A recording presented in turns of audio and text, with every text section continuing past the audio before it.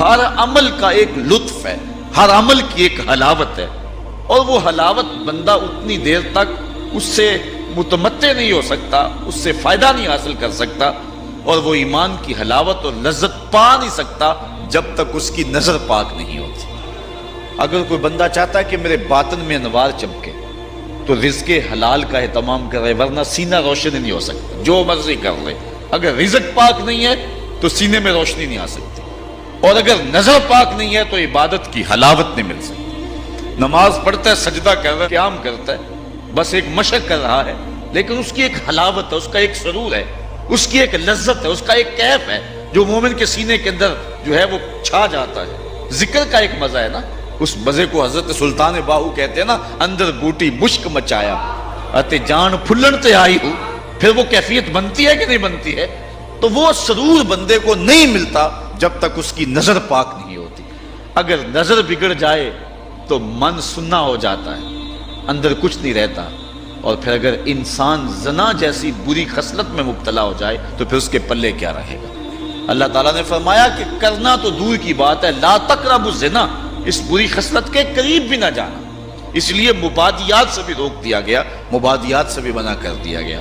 تو فرمایا جس شخص کو کسی عورت نے دعوت گناہ دی، اس طرح کسی عورت کو کسی مرد نے دعوت گناہ دی، اور اس عورت نے اپنی عصمت اور اپنی آبرو کی حفاظت کی، اور اس کو کہا پیچھے ہٹ جا، مجھے اپنے رب سے ڈر لگتا ہے، اور اسی طرح کسی مرد کو کسی عورت نے دعوت گناہ دی تو اس نے کہا فقال انی اخاف اللہ، میں اللہ سے ڈرتا ہوں۔ اللہ اکبر۔ تو حضور فرمایا اس کو یہ اعزاز ملے گا۔ امام یافعی نے روض الریاحین کے اندر لکھا ہے کہ ایک نوجوان کپڑے کی دکان پہ کام کرتا تھا، اور تھا بڑا پارسا اور بڑا خوبصورت، دل کا بھی ستھرا تھا، ظاہر کا بھی ستھرا تھا، من بھی سونا تھا اور تن بھی سونا تھا، بڑا خوبصورت تھا۔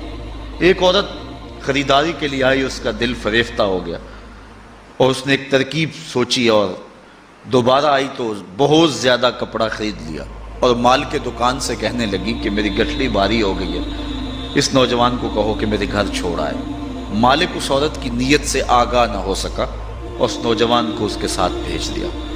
جب وہ گھر میں داخل ہوئی، نوجوان کو گھر میں لے گئی، باہر سے دروازہ مقفل کر دیا اور اس کو دعوت گناہ دی۔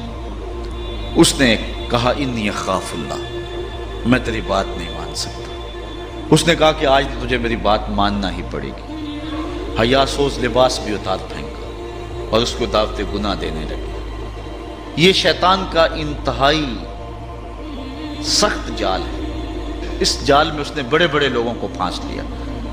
اب اس نوجوان کو وہ ورغلاتی ہے، کوشش کرتی ہے، لیکن نوجوان ہے کہ اپنی نظروں پر پہرے بٹھائے، آنکھیں بند کر لیتا۔ اس نے بڑے ہیلے کیے، بڑے جتن کیے، لیکن وہ نوجوان صرف سونا ہی نہیں تھا، اللہ کا ولی بھی تھا۔ اس نے بہت جال پھینکے، لیکن نور کو رسیوں میں جکڑا نہیں جا سکتا۔ خیر، وہ نوجوان کے دل میں بات آئی کہ شیطان کا یہ جال انتہائی خطرناک جال ہے، ابھی تک تو بچتا آ رہا ہوں، ہو سکتا ہوں کہ ابھی اس کے جال میں پھنس جاؤں۔ اس نے کہا کہ مجھے باتھ روم میں جانے دو، پھر میں آ کے تمہیں بتاتا ہوں۔ وہ اندر چلا گیا، پاخانہ کیا، اپنے ہاتھوں پہ کر کے پورے بدن پہ مل لیا، اور اسی حالت میں جب باہر آیا تو بدن سے بدبو اٹھ رہی تھی۔ عورت کا سارا نشہ اتر گیا، دروازہ کھول دیا، اس نے کہا چلا جا، تو کوئی دیوانہ اور مجنون شخص ہے۔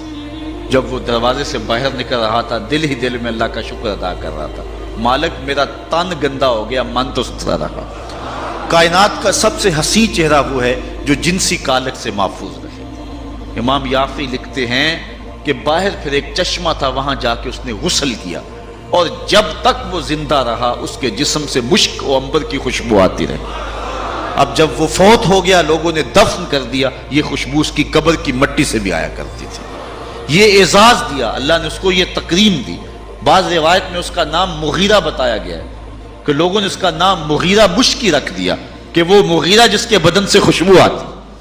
تو فرمایا وہ شخص جس کو کسی عورت نے دعوت گناہ دی اور اس نے یہ کہہ کے قدموں میں بچھتے ہوئے حسن کی پیشکش کو ٹھکرا دیا، فرمایا کل قیامت کے دن جب کوئی سایہ نہیں ہوگا، اللہ اس جوان کو اپنی عرش کا ٹھنڈا سایہ نصیب فرمائے۔